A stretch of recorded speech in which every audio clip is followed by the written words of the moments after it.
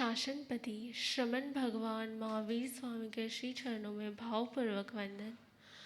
परम गुरुदेव के श्री चरणों में भावपूर्वक वंदन। जैनिज़्म की एक बहुत फेमस स्टोरी जो आप सब ने भी कई बार सुनी होगी।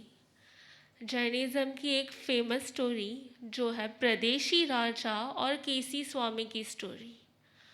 प्रदेशी राजा जो एक क्रूर राजा थे, प्रदेशी राजा जो एक हिंसक राजा थे, और समर्थ गुरु के सानिध्य में आकर वो कैसे जन धर्म के आराधक बन गए।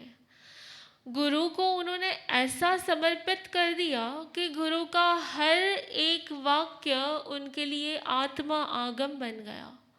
गुरु को वो ऐसे समर्पित हो गए कि गुरु और गुरु का दिया हुआ गुरु मंत्र उनके जीवन को और उनके जीव को कैसे परिवर्तित कर दिया।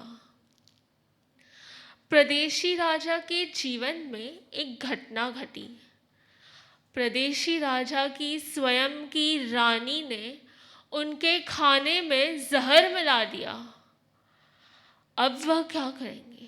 तो प्रदेशी राजा की रानी ने जब जहर मिलाया, खाते समय उन्हें यह हकीकत का पता भी चला, जो राजा एक दिन क्रूर था, जो राजा एक दिन हिंसक था, वह गुरु के सानिध्य में आकर गुरु की आज्ञा से, गुरु के दिए हुए मंत्र से शांत हो गया था। गुरु ने उनको एक मंत्र दिया था कि हे राजन, तू शांत थयो छे, तू शांत रह छे। हे राजन, तू रमणीक बन्यो छे, तू रमणीक रह छे। गुरु का यह मंत्र उन्होंने अपने मन में एकदम दृढ़ कर दिया था। जैसे ही उनको जहर देने में आया, उन्हें हकीकत पता चली कि उनकी ही रानी ने उन्हें जहर दिया है।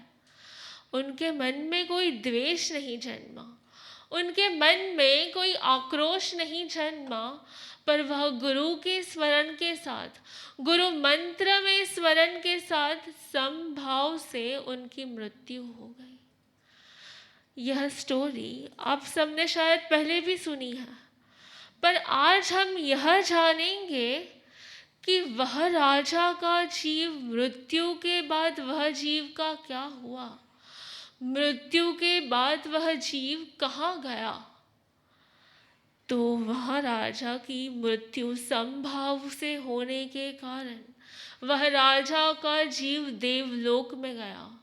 देवलोक में सूर्याभ नाम के विमान में सूर्याभ देव नामक वह देव बने, और पूर्व भव के वे आराधक तो थे ही।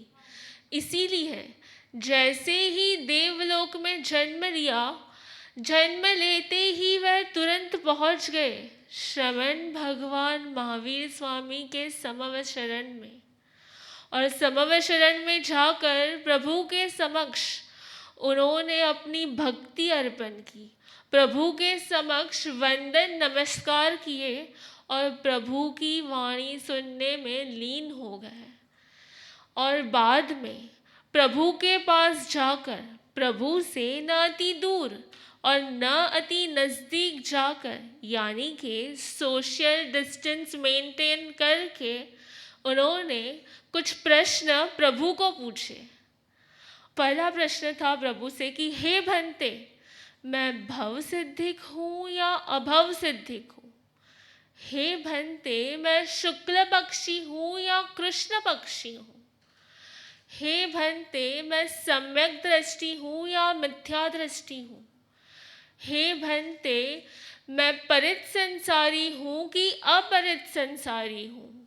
हे भंते, क्या मैं सुलभ बोधि हूँ या मैं दुर्लभ बोधि हूँ?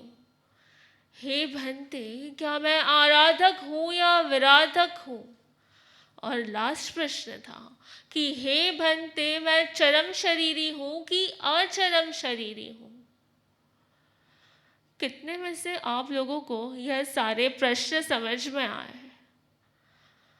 आप सब भी गुरुदेव के पास आते हो तो क्या प्रश्न पूछते हो कि हे गुरुदेव, मेरी लाइफ में ये प्रॉब्लम है। गुरुदेव, मेरा बेटा मेरी सुनता नहीं है। गुरुदेव, मेरे बिजनेस में मुझे ये प्रॉब्लम्स है। गुरुदेव, मेरी हेल्थ आजकल ठीक नहीं रहती। गुरुदेव, मुझे मेरी लाइफ से ये प्रॉब्लम है। इतने असामान्य व्यक्तित्व के पास आकर भी हम सामान्य संसार के प्रश्न पूछते हैं, पर भगवान के काल में कुछ अलग था। भगवान के काल में कोई भी देव या श्रावक आकर भगवान से प्रश्न पूछते थे कि हे भगवान, मैं भवी हूँ या अभवी हूँ? हे भगवान, मेरा मोक्ष कब होगा? तो जो सूर्याभ देव ने जो 7 प्रश्न पूछे, वह प्रश्न को हम समझने का प्रयत्न आज करेंगे। तो उसमें से पहला प्रश्न था कि हे भंते, मैं भव सिद्धिक हूँ कि अभव सिद्धिक हूँ? भव सिद्धिक का मतलब होता है भवी। भवी अर्थात जो आत्मा में मोक्ष जाने की योग्यता होती है, जो आत्मा अवश्य एक ना एक दिन, भले ही अनंत काल के बाद या कभी भी, एक ना एक दिन जो आत्मा मोक्ष को प्राप्त करेगा, एक ना एक दिन जो आत्मा सिद्ध पद को प्राप्त करेगा, वह आत्मा भवी कहा जाता है। और जो जीव कभी सिद्धत्व को प्राप्त नहीं कर सकता, जो जीव में मोक्ष को प्राप्त करने की योग्यता ही नहीं होती, मोक्ष को प्राप्त करने के लिए उसका पुरुषार्थ ही नहीं उठता, वह जीव कहलाता है अभवी, यानी कि अभव सिद्धिक जीव। यह भव्यत्व और अभव्यत्व कोई कर्म के ऊपर डिपेंड नहीं होता। ऐसा नहीं होता कि कोई जीव ने पुरुषार्थ कर लिया और वह अभवी में से भवी बन गया। भव्यत्व और अभव्यत्व वह पारिणामिक भाव है। भव्यत्व और अभव्यत्व पारिणामिक भाव है। पारिणामिक भाव वह नेचुरल भाव होता है। पारिणामिक भाव में परिवर्तन की शक्यता नहीं होती, इसीलिए कोई भवी जीव कभी अभवी नहीं बन सकता और कभी अभवी जीव कभी भवी नहीं बन सकता। जो जीव भवी होता है वह भवी ही होता है, और जो जीव अभवी होता है वह अभवी ही रहता है। जैसे केरोसिन का नेचर है एक्सप्लोजर का, तो केरोसिन को कितना भी रेफ्रिजरेटर में रख दो, वो अंत में एक्सप्लोजन का स्वभाव तो छोड़ेगा ही नहीं। जैसे पानी का नेचर है ठंडा करना, तो उसे कितना भी उबाल लो, उसका वह ठंडा करने का स्वभाव नहीं छूटेगा। ठीक वैसे ही जो भवी होता है वह अवश्य भवी ही रहता है और अवश्य एक दिन मोक्ष को प्राप्त करता है, और जो अभवी जीव होता है वो हमेशा अभवी ही रहता है और वह मोक्ष प्राप्ति की ओर पुरुषार्थ भी नहीं कर सकता। यह जानने के बाद शायद आपके मन में भी यह जिज्ञासा होगी कि आपको भी जानना है कि आप भवी है कि अभवी है। तो ऐसा कहा जाता है कि जिसके मन में यह जिज्ञासा उत्पन्न होती है कि उसका आत्मा मोक्ष के लिए पात्रवान है कि नहीं, वह अवश्य मोक्ष के लिए पात्रवान ही होता है। जैसे कि एक बच्चा अपनी माँ से पूछे कि माँ, मैं सो रहा हूँ कि जाग रहा हूँ। जब बच्चा यह पूछ रहा है कि मैं सो रहा हूँ कि जाग रहा हूँ, तब ऑब्वियस ही है कि वह बच्चा जाग रहा है। वैसे ही अगर किसी आत्मा में यह प्रश्न उठता है कि मैं मोक्ष के लिए पात्रवान हूँ या नहीं, तो वह ऑब्वियस है कि वह जीव मोक्ष के लिए पात्रवान है। नेक्स्ट प्रश्न जो सूर्याभ देव ने भगवान से पूछा कि हे भगवान, मैं शुक्ल पक्षी हूँ कि कृष्ण पक्षी हूँ? तब शुक्ल पक्षी का अर्थ होता है जिस जीव का अर्धपुद्गल परावर्तन काल जितना संसार परिभ्रमण बाकी रहा हो, वह जीव को शुक्ल पक्षी जीव कहा जाता है। अर्धपुद्गल परावर्तन वह एक माप है काल का, जिसमें भी अनंत काल अभी तक वह जीव के परिभ्रमण के बाकी ही है, पर अनंत अनंत काल से वह अनंत कम होता है। इसीलिए जिसका अर्धपुद्गल परावर्तन काल का परिभ्रमण बाकी होता है वह जीव शुक्ल पक्षी कहलाता है, और जिसका अर्धपुद्गल परावर्तन काल से अधिक काल का परिभ्रमण बाकी होता है वह जीव कृष्ण पक्षी कहलाता है। पर हाँ, जो जीव भवी होता है ना, वही जीव कृष्ण पक्ष से शुक्ल पक्ष में आ सकता है, और जो जीव अभवी होता है वह हमेशा कृष्ण पक्ष में ही रहता है। नेक्स्ट क्वेश्चन जो सूर्याभ देव ने भगवान से पूछा कि हे भगवान, मैं सम्यक दृष्टि हूँ कि मिथ्या दृष्टि हूँ। सम्यक दृष्टि और मिथ्या दृष्टि के बारे में आपने बहुत कुछ जाना है।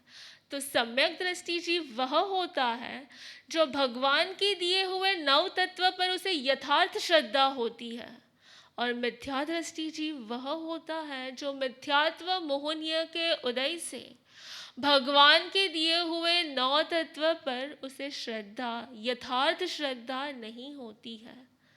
तो अभी तक सूर्याभ देव ने पूछा था कि वो भवी है कि अभवी, वह शुक्ल पक्षी है कि कृष्ण पक्षी, वह सम्यक दृष्टि है कि मिथ्या दृष्टि। नेक्स्ट प्रश्न उसने पूछा कि मैं परित संसारी हूँ कि अपरित संसारी। तो परित संसारी का अर्थ क्या होता है? जिसने अपने भव भ्रमण को लिमिटेड कर दिया है।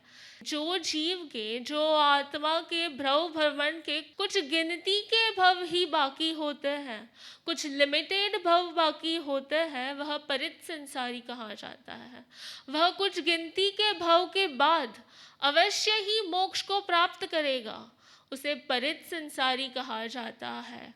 और जिसके कुछ गिनती के भव नहीं बाकी है, अनगिनत भव बाकी है, वह अपरित संसारी कहा जाता है। जैसे एक जेल में दो कैदी है, एक कैदी की सज़ा डिसाइडेड है कि 10 इयर्स के बाद उसे अवश्य यह जेल से मुक्ति मिल जाएगी, और जो दूसरा कैदी है वह अभी सज़ा तो भुगत रहा है, पर अभी तक डिसाइडेड नहीं है कि उसकी सज़ा कितनी है।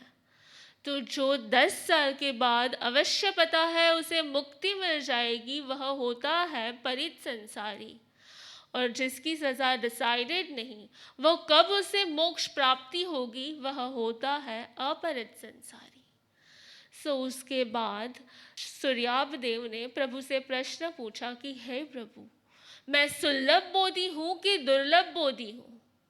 सुलभ बोधि का अर्थ होता है जिसे जिनेश्वर परमात्मा का धर्म इजीली प्राप्त हो जाता है, जिसे जिनेश्वर परमात्मा के धर्म के प्रति रुचि इजीली होती है, वह होता है सुलभ बोधि। और जिसे जिनेश्वर परमात्मा प्ररूपित धर्म इजीली प्राप्त नहीं होता, जिसे जिनेश्वर परमात्मा प्ररूपित धर्म के प्रति श्रद्धा इजीली प्राप्त नहीं होती, वह होता है दुर्लभ बोधि। सुलभ बोधि का बेस्ट एग्जाम्पल हम सब है।